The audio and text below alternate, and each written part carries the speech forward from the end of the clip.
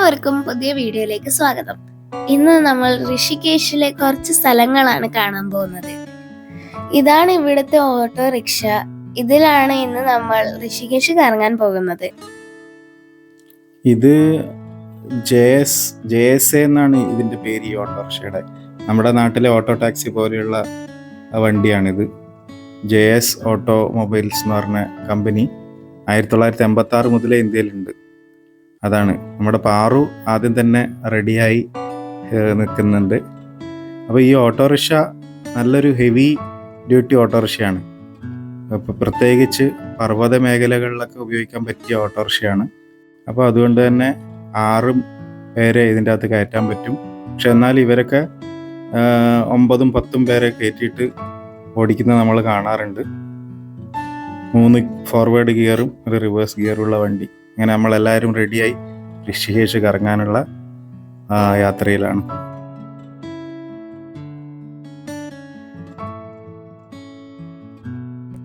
നമ്മളിപ്പം പോകുന്നത് രാംജുലയിലേക്കാണ്. അത് 1986 ഉണ്ടാക്കിയത്. ഈ വഴിയിലേക്കൂടിയാണ് രാമൻ ഗംഗാ നദി ക്രോസ് ചെയ്തത്. ഈ പാലത്തില് 140 മീറ്റർ ലോങ് ആണ്. ഇതൊരു അയൺ സസ്പെൻഷൻ ബ്രിഡ്ജാണ്. ഇതിപ്പോൾ നമ്മളിതിലേക്ക് കടക്കുമ്പോൾ ഇവിടെ ഒരു ഗൈഡ് കുറേ ടൂറിസ്റ്റുകൾക്ക് അതിനെക്കുറിച്ചുള്ള ചരിത്രമൊക്കെ പറഞ്ഞു കൊടുക്കുന്നുണ്ട്. പീതാംബരേട്ടൻ ഗൈഡിന് പൈസ കൊടുക്കാതെ അത് കേൾക്കാൻ കുറച്ച് ശ്രമിച്ചു നോക്കി. പിന്നെ നമുക്ക് സമയമില്ലാത്തതുകൊണ്ട് നമ്മൾ പ്രൊസീഡ് ചെയ്തു. പല വിശേഷപ്പെട്ട തീർത്ഥാടന കേന്ദ്രങ്ങളും ഈ പാലത്തിൻ്റെ ഇരുവശങ്ങളിലുമായിട്ടാണ് സ്ഥിതി ചെയ്യുന്നത്. ഇതിനൊരു വലിയൊരു പ്രത്യേകതയുണ്ട്. ലണ്ടനിൽ ഉണ്ടായിരുന്നൊരു ദ ബീറ്റിൽസ് റോക്ക് ബാൻഡ് ഇവിടെ 1968 സന്ദർശിച്ചിരുന്നു. അത് അവരിവിടെ 1.5 മാസത്തോളം താമസിക്കുകയും ഇവിടുന്ന് യോഗ അഭ്യസിക്കുകയൊക്കെ ചെയ്തിട്ട് പോയത് കാരണം ഈ സ്ഥലത്തിൻ്റെ അപ്പുറത്തുള്ള ആശ്രമം ദ ബീറ്റിൽസ് ആശ്രമം എന്നും അറിയപ്പെടാറുണ്ട്. ഈ നദി 2 ജില്ലകളെ തമ്മിലാണ് ബന്ധിപ്പിക്കുന്നത്. ഈ പാലത്തിൻ്റെ ഇപ്പുറത്തെ സൈഡ് ടേഡി ഗർവാലും അപ്പുറത്തെ സ്ഥലം പൗഡി ഗർവാളും എന്ന് പറയുന്ന ജില്ലകളാണ്. നല്ല സുന്ദരമായ ഗംഗയുടെ കാഴ്ചകളാണ് നമുക്ക് ഈ പാലത്തിൻ്റെ മുകളിൽ നിന്നും കാണാൻ പറ്റുന്നത്. അപ്പോൾ അതുപോലെ ഈ ഗംഗയുടെ അപ്പുറത്തെ സൈഡിലാണ് ഇവിടുത്തെ രാമേശ്വരം ടെമ്പിൾ ഉള്ളത്. 2ാമത്തെ രാമേശ്വരം ടെമ്പിൾ എന്നാണ് അതിനെ അറിയപ്പെടുന്നത്. 1ാമത്തെ രാമേശ്വരം ടെമ്പിൾ നിങ്ങൾക്ക് എല്ലാവർക്കും അറിയാം, തമിഴ്നാട്ടിലെ രാമേശ്വരത്താണ്. ഇവിടുത്തെ രാമേശ്വരം ടെമ്പിൾ പഞ്ചപാണ്ഡവന്മാരാണ് അവിടെ പ്രതിഷ്ഠിച്ചത് എന്നാണ് പറയുന്നത്. അവർ സ്വർഗാരോഹണത്തിന് പോകുമ്പോൾ ഇവിടെ ശിവനെ പൂജിച്ചതിന് ശേഷമാണ് സ്വർഗാരോഹണം തുടങ്ങിയത് എന്നാണ് പറയപ്പെടുന്നത്. ആ ഒരു ശിവലിംഗമാണ് ഈ അമ്പലത്തിലുള്ളത്. നമ്മുടെ നാട്ടിലെ പോലെയല്ല, ഇവിടെ ആൾക്കാർ വിഗ്രഹത്തിലൊക്കെ തൊഴുതിട്ടാണ് പ്രാർത്ഥിക്കുന്നത്. രാവിലെ നല്ല തണുപ്പായതുകൊണ്ട് എല്ലാവരും ചായ കുടിക്കാന്നും വിചാരിച്ചു. അതിൻ്റെ ഇടയിൽ നമ്മളൊരു ഗൈഡിനെ സംഘടിപ്പിച്ചു.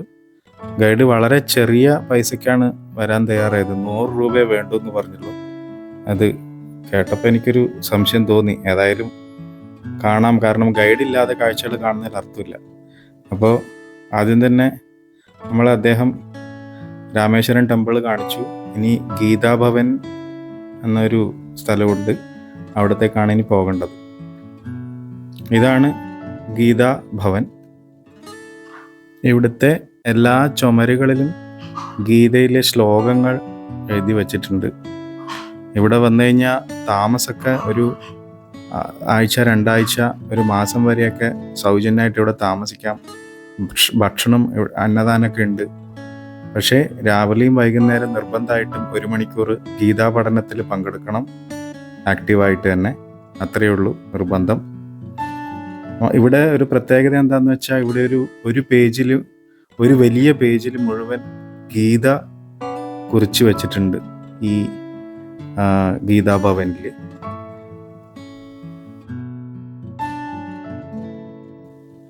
ഇതാണ് ആ ഒരു വലിയ പേജിൽ ഗീത മുഴുവൻ അടയാളപ്പെടുത്തിയിട്ടുള്ളത്. ഇതിൽ നെറ്റ് കൊണ്ട് സ്പർശിക്കണമെന്ന് പറഞ്ഞിരുന്നു. പീതാംബരേട്ടൻ സ്പർശിച്ചില്ല, ഞാൻ സ്പർശിച്ചു.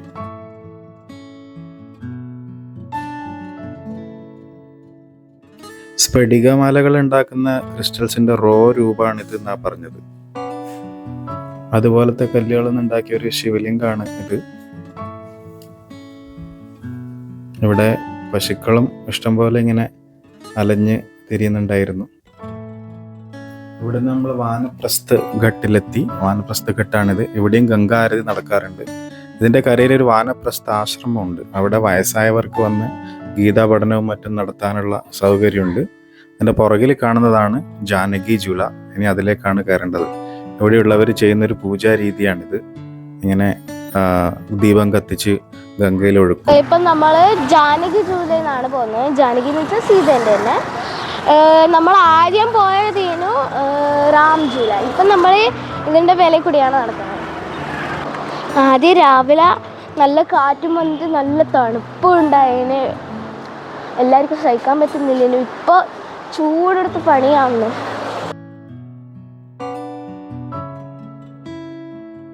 ഗംഗയുടെ തീരത്ത് ശവസംസ്കാരം നടത്തുന്ന കാഴ്ചയാണ് കാണുന്നത്. ശരിക്കും ഗംഗ ഒരു പുണ്യനദിയാണ്. ആ പുണ്യനദിയുടെ കരയിൽ വെച്ച് ശവസംസ്കാരം നടത്തി അതിൻ്റെ അവശിഷ്ടങ്ങൾ ആ പുഴയിലേക്ക് വിടുന്നത് ശരിയാണോ എന്ന് എനിക്ക് തോന്നുന്നില്ല. അവിടുന്ന് നമ്മൾ നേരെ ഭരത് മന്ദിറിലേക്കാണ് പോകുന്നത്. മറ്റേ ശ്രീരാമൻ്റെ അനിയൻ ഭരതൻ്റെ അമ്പലത്തിലേക്ക്. ഈ അമ്പലം ത്തിൻ്റെ ഒരു കഥ എന്താന്ന് വെച്ചാൽ, പണ്ടൊരു സന്യാസി റൈബ്യ എന്ന് പറഞ്ഞ ഒരു സന്യാസി തപസ് ചെയ്ത് വിഷ്ണുവിനെ ഇവിടെ പ്രത്യക്ഷപ്പെടുത്തി എന്നാണ് പറയുന്നത്. വിഷ്ണു ഋഷികേശ് നാരായൺ എന്നുള്ള ഒരു ആളായിട്ടാണ് വന്നത്. അപ്പം അദ്ദേഹത്തിൻ്റെ പേരിലാണ് ഈ സ്ഥലത്തിന് തന്നെ ഋഷികേശ് എന്ന പേര് കിട്ടിയതെന്നാണ് പറയുന്നത്. അതുകൊണ്ട് തന്നെ ഈ ഭരതൻ്റെ അമ്പലത്തിൽ വിഗ്രഹം ഭരതൻ്റെ അല്ല, വിഷ്ണുവിൻ്റെയാണ്. പക്ഷേ ഇത് പണ്ട് മുതലേ ഉള്ള ഒരു അമ്പലമായിരുന്നെങ്കിലും ഇതിൽ യഥാർത്ഥ പുനഃപ്രതിഷ്ഠ എന്നുള്ള രീതിയിൽ നടത്തിയത് 8-ാം നൂറ്റാണ്ടിൽ നമ്മുടെ ആദി ശങ്കരാചാര്യർ തന്നെയായിരുന്നു. അദ്ദേഹം ഇവിടെയും വന്നിട്ടുണ്ട്. ഇപ്പോൾ ഇതൊരു മ്യൂസിയമാണ്.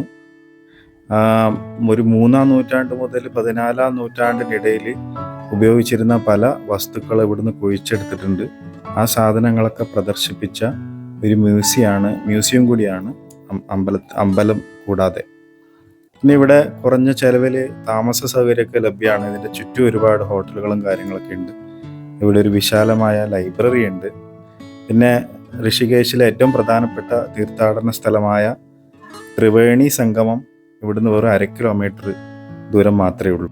അപ്പോൾ ഭരതിൻ്റെ അമ്പലം കണ്ടതിന് ശേഷം നമ്മൾ ത്രിവേണി ഘട്ടിലേക്കാണ് പോകുന്നത്. അതായത് ത്രിവേണി സംഗമമാണ് ഋഷികേശിലെ ഒരു പ്രധാനപ്പെട്ട തീർത്ഥാടന സ്ഥലം. ത്രിവേണി സംഗമം എന്ന് പറയുമ്പോൾ ഗംഗ, യമുന, സരസ്വതി സംഗമമാണ് ഉദ്ദേശിക്കുന്നതെങ്കിലും അതൊരു സങ്കല്പം മാത്രമാണ്. യഥാർത്ഥത്തിൽ അത് ഇവിടെ സംഗമിക്കുന്നില്ല. അതൊരു വിശ്വാസമാണ്. അദൃശ്യമായാണ് സംഗമിക്കുന്നത് എന്നാണ് പറയുന്നത്. കാരണം ശരിക്കും സംഗമിക്കുന്നത് നമ്മുടെ പ്രയാഗ്രാജ്, പണ്ടത്തെ അലഹബാദിൽ വെച്ചിട്ടാണല്ലോ.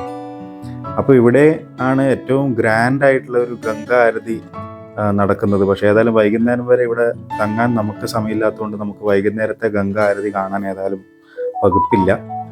അപ്പോൾ മാത്രമല്ല ഇവിടെ മുങ്ങുന്നത് നമ്മുടെ പമ്പയിൽ മുങ്ങുന്ന പോലെ പാപമോക്ഷദായകം ആണ് എന്നാണ് പറയുന്നത്. മാത്രമല്ല പിതൃപിണ്ഡം സമർപ്പിക്കാനും നിരവധി ആൾക്കാർ ഈ ത്രിവേണി സംഗമത്തിൽ വരാറുണ്ട്. ത്രിവേണി സംഗമത്തോട് തൊട്ടുമുട്ടി തന്നെയാണ് രഘുനാഥ് അമ്പലം സ്ഥിതി ചെയ്യുന്നത്. ഇത് രഘുനാഥ് അമ്പലത്തിൻ്റെ മുൻവശത്തുള്ള ഒരു കുളമാണ്. ഇതിന് ഋഷികുണ്ട് എന്നാണ് പറയുന്നത്. കൽപ്പടവുകൾ ഉള്ള ഒരു കുളമാണിത്. പണ്ട് സന്യാസിമാർ തപസ് ചെയ്ത് യമുനാദേവിയെ പ്രത്യക്ഷപ്പെടുത്തി. യമുനാദേവിയാണ് ഈ കുളത്തിൽ വെള്ളമായി ഉള്ളത് എന്നാണ് പറയുന്നത്. ഇതാണ് രഘുനാഥ് ടെമ്പിൾ. വളരെ പുരാതനമായ അമ്പലമാണ്. രാമനും സീതയാണ് ഇവിടുത്തെ പ്രധാന പ്രതിഷ്ഠ. കൂടെ ലക്ഷ്മണൻ്റെ ഒരു പ്രതിഷ്ഠയുണ്ട്. ലക്ഷ്മണനും അതിൻ്റെ കൂടെ തന്നെയുണ്ട്. അതുപോരാതെ മറ്റൊരു ശ്രീകോവിലിൽ സൂര്യദേവനും ഉണ്ട്. നമ്മുടെ വടക്കേ ഇന്ത്യയിലെ ക്ഷേത്ര നിർമ്മാണ മാതൃകയുടെ ഒരു ഉത്തമ ഉദാഹരണമാണ് ഇവിടുത്തെ പഴയ ആർക്കിടെക്ചറും അങ്ങനെയുള്ള കാര്യങ്ങളൊക്കെ.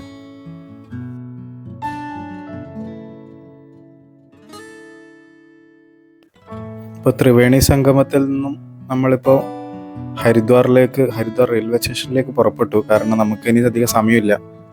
ഉച്ചയ്ക്ക് ശേഷം നമുക്ക് ട്രെയിൻ ഉണ്ട്. അവിടുന്ന് ഏകദേശം 26 കിലോമീറ്റർ ദൂരമുണ്ട് ഋഷികേശും പിന്നെ ഹരിദ്വാറും തമ്മിൽ.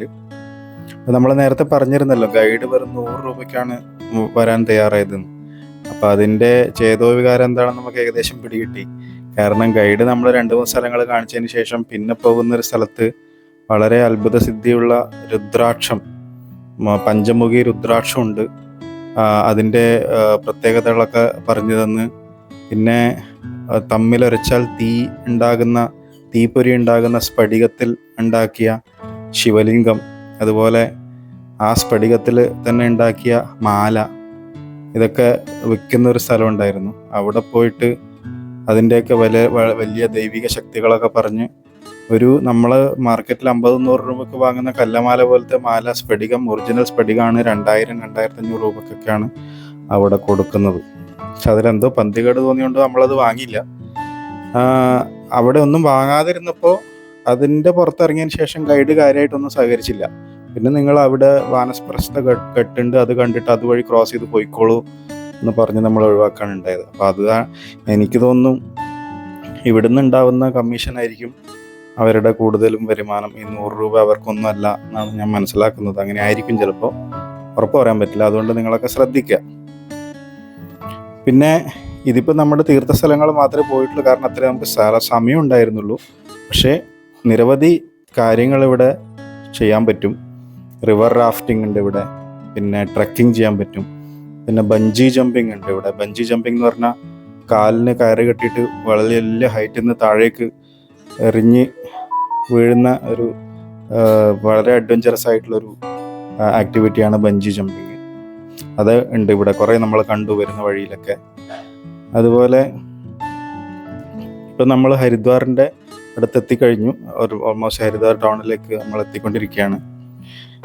ഈ ഉത്തരാഖണ്ഡും കേരളവും തമ്മിൽ കുറേ താരതമ്യങ്ങളുണ്ട്.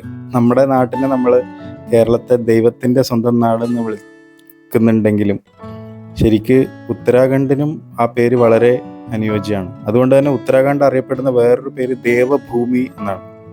അതുപോലെ നമ്മൾ പശ്ചിമഘട്ടത്തിൻ്റെ പരിലാളനയിൽ വളരുന്നു, പക്ഷെ ഹിമാലയത്തിൻ്റെ അതേ ഊഷ്മളതയിലാണ് ഉത്തരാഖണ്ഡ് നിലനിൽക്കുന്നത്.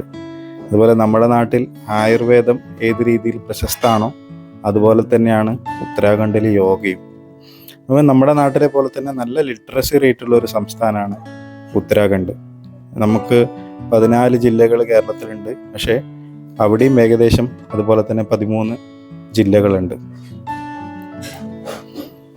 പക്ഷേ വലിയ വ്യത്യാസം എന്താണെന്ന് വെച്ചാൽ ഏകദേശം നമ്മുടെ സംസ്ഥാനത്തേക്കാൾ ഏരിയ വെച്ച് നോക്കുമ്പോൾ 40% വലിപ്പം കൂടുതലുണ്ട് ഉത്തരാഖണ്ഡിനെങ്കിലും നമ്മുടെ ജനസംഖ്യയിൽ 3.5 കോടി ജനങ്ങൾ കേരളത്തിൽ താമസിക്കുമ്പോൾ വെറും 1.25 കോടി ജനങ്ങൾ മാത്രമേ ഉത്തരാഖണ്ഡിലുള്ളൂ. മാത്രമല്ല കേരളത്തിലെ ജനസംഖ്യയിൽ 50% പേരും നഗരവും അർബൻ ഏരിയയിൽ ജീവിക്കുമ്പോൾ 70% ആൾക്കാരും റൂറൽ ഏരിയയിലാണ് ഉത്തരാഖണ്ഡിലുള്ളവർ ജീവിക്കുന്നത്.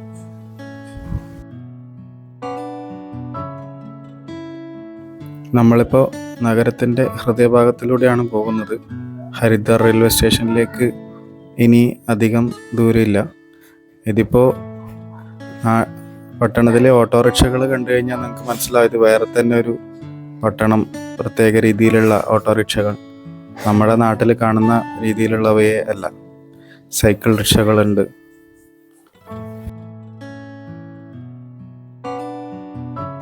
ഹരിദ്വാർ റെയിൽവേ സ്റ്റേഷനിലെത്തി. ട്രെയിന് പുറപ്പെടാൻ കുറച്ച് സമയമുണ്ട്.